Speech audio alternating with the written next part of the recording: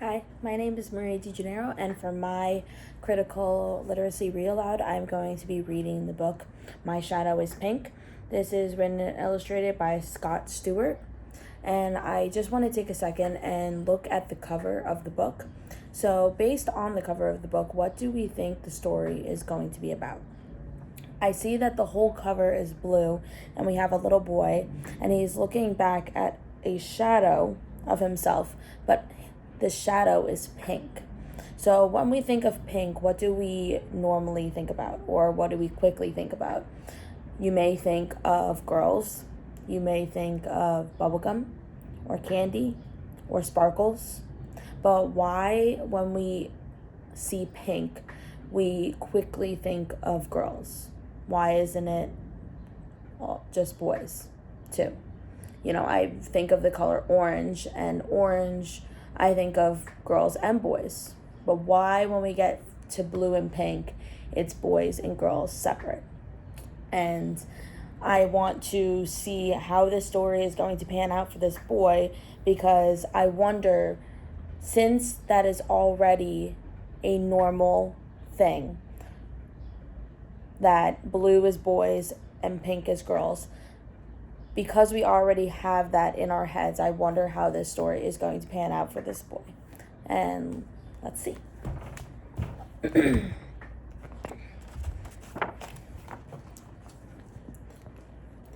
My dad has a shadow that's blue as can be, and there's nothing but blue in my whole family tree.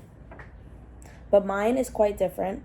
It's not what you think, for mine is not blue. My shadow is pink. My shadow loves ponies and books and pink toys, princesses, fairies, and things not for boys. But there's one thing that it likes most that I have found. So I just want to take a quick pause here as well and just see how upset he is. So he says that his shadow is pink. His shadow is happy. But in real life, he is upset.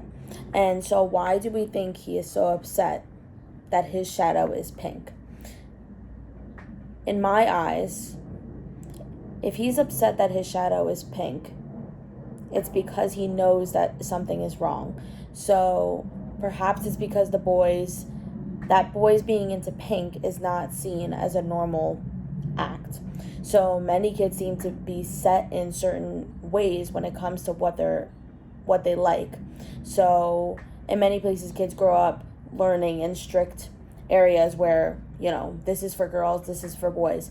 And because these rules are taught so naturally, that is what everyone perceives. So when you have someone that is a little different, or when you feel different, you already know how people are going to see you. So how does that make him feel? It probably makes him feel anxious, embarrassed, probably in a way guilty or judged just based on how he is, and he can't help it. So this is just him naturally. But because everyone sees it as such a bad thing, he sees it as a bad thing towards himself. So it's kind of him battling his own expression of himself. So when someone doesn't fit those expectations, they might feel isolated also, or wrong, even when they're just being themselves. And I wonder how he's going to deal with his shadow throughout the rest of the story. So have you ever felt like something that you're doing is wrong just because you're a boy or a girl? But there's one thing that it likes most that I have found. It loves wearing dresses and dancing around. It spins and it sparkles and it twirls through the air, then stops as my dad walks in with a stare. It will turn blue one of these days, don't worry, he says. It is just a phase. Dad's shadow is blue, it is big and it is strong, but when I stand with it, I just feel so wrong. I wish mine was blue like all the others. I wish mine was blue like my dad and my brothers. I'd be a part of the group of that there's no doubt, but I cannot fit in when my shadow stands out.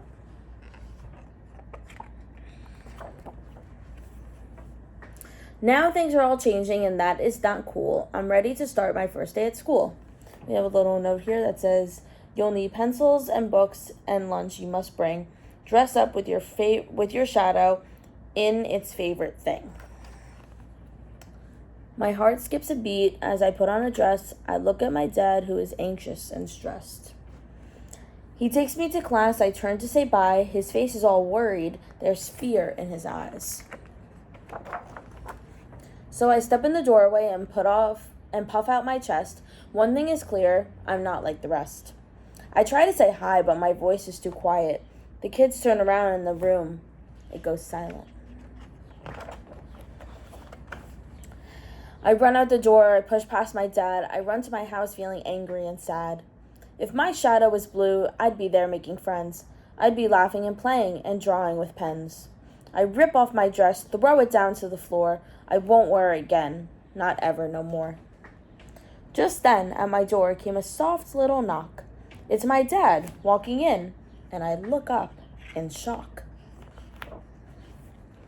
Both he and his shadow in dresses they stood, with shimmering seams and pink sparkling hoods. He speaks in a voice that's quite soft but is stern. Pick up that dress, you must listen and learn. Your shadow is pink, I see now it's true.